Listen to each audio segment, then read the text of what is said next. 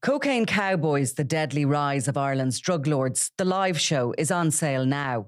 We're on the road on February 10th at the Lime Tree Theatre in Limerick, February 15th in Cork's Everyman Theatre, and on Sunday 18th, we're back at Dublin's 3 Olympia. April takes us to Galway's Town Hall Theatre, Killarney's INEC, and Belfast's Waterfront Studios. Check mcd.ie or venue for ticket sales.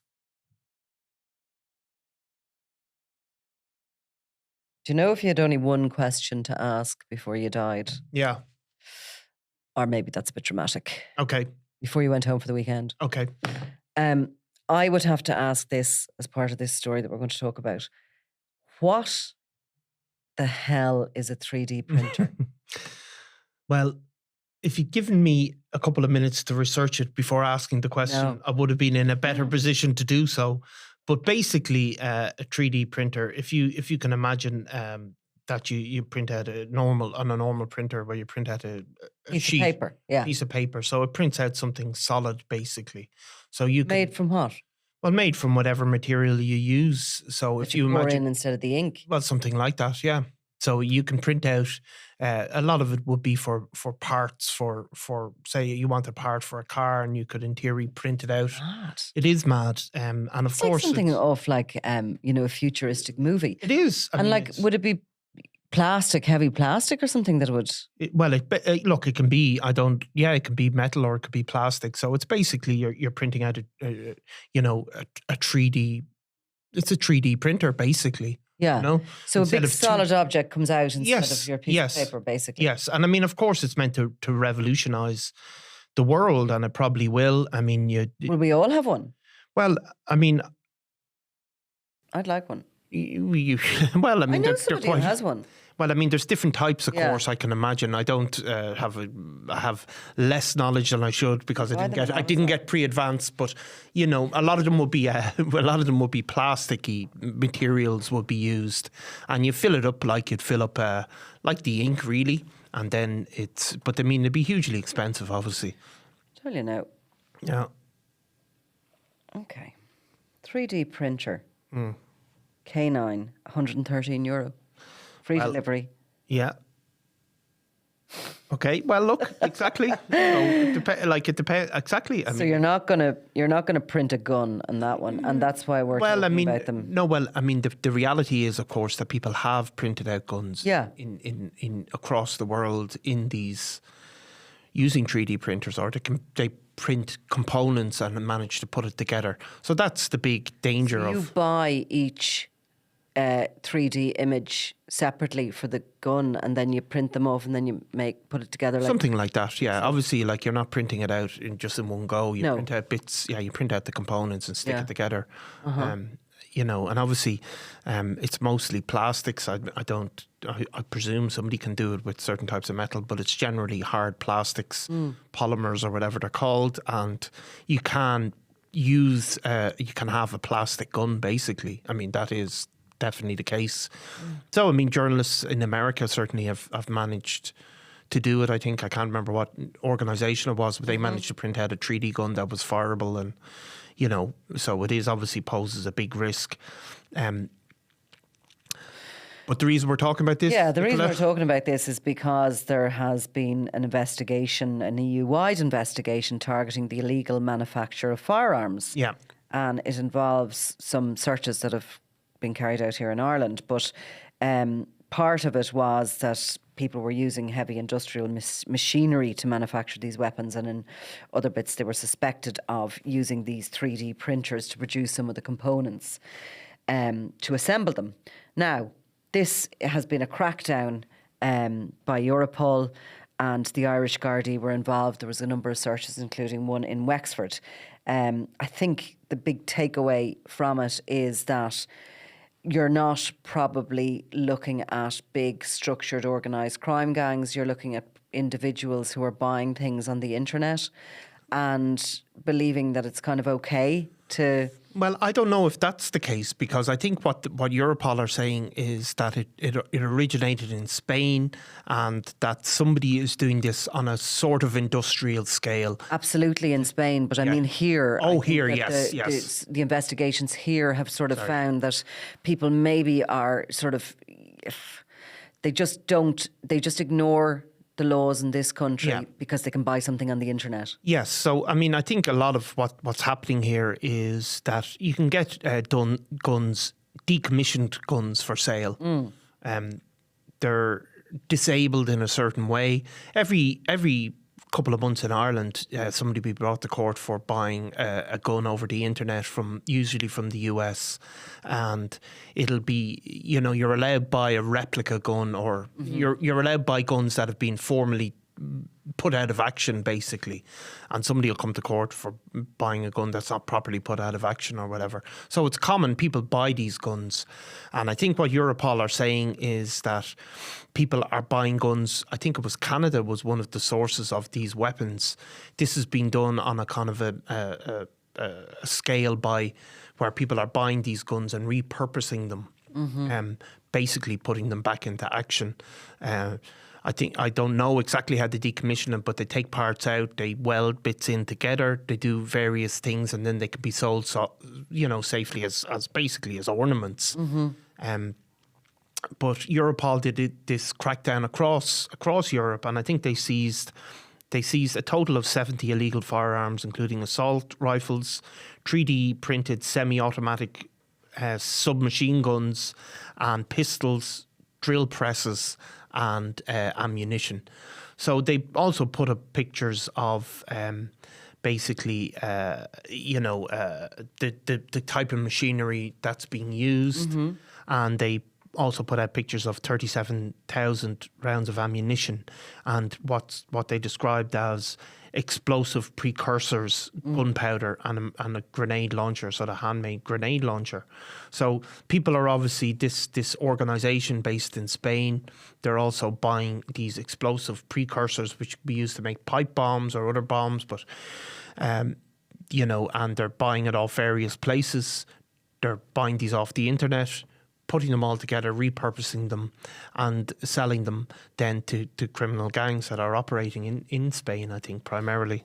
And here in Ireland, the searches were carried out in Roscommon and in Wexford, and what was discovered was some sort of a component to do with the chamber of a gun. Yeah.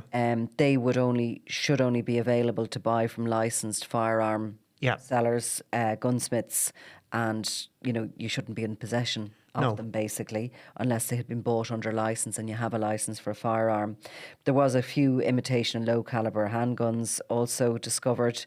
Files are gone to the DPP, and the big takeaway, I think, for Gardaí here was how concerning it is, how easy it is to buy them. Yeah, and of course, these I think they're probably looking at the source of these coming from Canada, and where they went then around Europe probably led them to the searches in Ireland. But we've seen it before, how criminal gangs use these things, use these guns and repurpose them. Probably the most infamous person to do it in Ireland will be Lee Cullen, who is serving, I think it was 21 years. 21 years, a phenomenally long sentence in the UK for basically doing that very thing, buying these decommissioned weapons and putting them back in action. Lee Cullen, how would you describe him? He's either... friend of Jim Mansfield Jr., a friend of a socialite type that was involved in the car business and got hit with a massive Criminal Assets Bureau bill here. Ended up, I think, in the arms of the Kinahan organisation, and particularly with Bomber Kavanagh, was kicked around a lot over his time, and ended up kind of mixing with this crew in Birmingham who were basically recalibrating guns that they were buying in from Calais and France. I think he owed, like Lee Cullen, I mean, it was a couple of million, wasn't it, the cab? So that was a bit of a problem, but his big problem was he seemed to have ended up owing Bomber Kavanagh a huge amount of money as well. And he, because of the Garda attention and because of dismantling whatever he had in place, he had no way of paying them off, the Kinahans. So he basically became a kind of an indentured servant, I think, to the Bomber Kavanagh, moved over to Birmingham and was basically told, you're working for the rest of your life for me and you're never going to get paid because you owe, I think there was, who knows how much, but a huge amount of money to him. So while he was over there, he was associating with Bomber Kavanagh, doing a bit of dirty work for him by all accounts.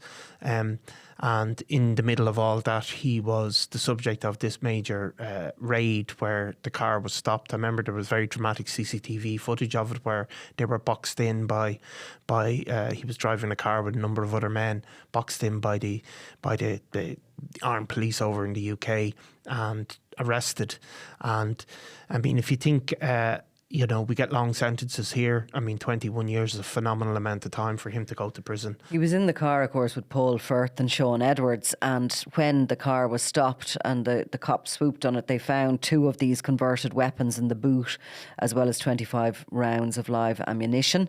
And the court over there heard that a 4th man, Lawrence McCarthy, had ordered the firearms. And interestingly, Birmingham Crown Court also heard that Cullen agreed to do a deal with Edwards in order to pay back 20,000 he owed. Yeah. He obviously has spent his life owing the wrong people money. Yeah. And, he's certainly serving a long sentence for that.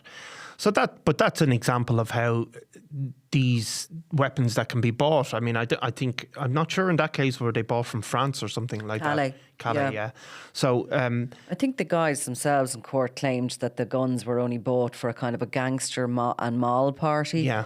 And that they were really only just kind of for a dress-up thing. Yeah.